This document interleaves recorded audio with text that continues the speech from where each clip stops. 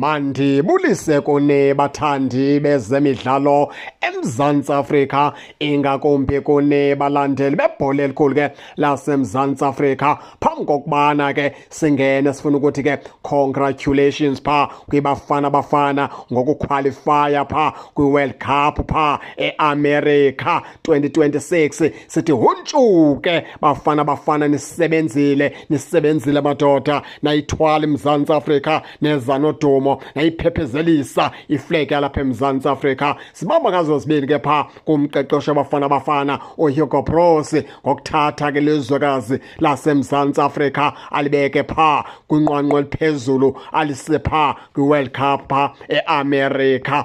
Abafana ke bathe babeke bayaphumelela namhlanje, bephumelela pha ngamanqaku amathathu eqandeni, bebetha pha ilizwe laseRwanda. Yatsho loo nto yenza uMzantsi Afrika bena 18 points. Yatsho loo nto yathuma ke ibafana ibheke pha eAmerica kwi-World Cup pha kwinyako zayo. Nqa kulokuqala ke le bafana ifakwe pha nguTalente Mbatha, yona bhola yakhe yantle kakhulu, umfana omdala eyalula engapha ko-18 area. Lazi lesibili lafakwa pha nguApollis, umfana omdala, naye inqaku elihle kakhulu, umfana omdala ke elibethe pha ngaphakathi ebhokisini. Lazi lesithathu lafakwa pha ngu-Evidence Makgopa, umfana omdala. Omathathu ke lamakhwenkwe ndiwabalayo ke baphulaphuli ke abaleka pha kweze Orlando Pirates, kweze Mnyama Ngenkani, kwezi kaMagebhula. Ngabadlali ke abo ke beqela le-Orlando Pirates abathe babeke bafaka amanqaku namhlanje pha kwibafana bayithatha ke bafana bayibhekisa pha kwi-World Cup pha kunyako zayo.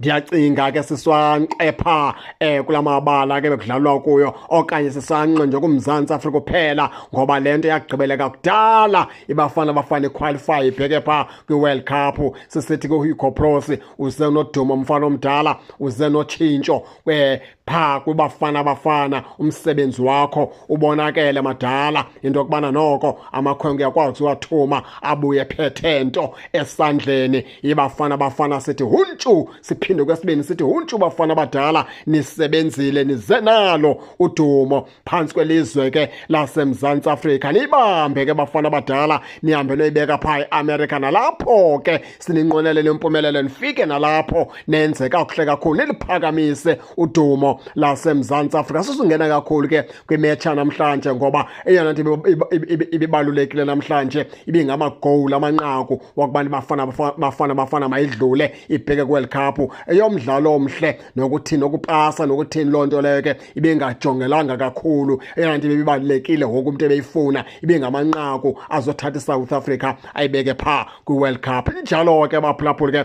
nani ke ningake ningene nitsho into yokubana niva njani, nize ke ningakhohlwa usubscribe kule channel ukuze ningaphoswa zezemidlalo endizanothulela zona kwixa elizayo kakuhle babukeli.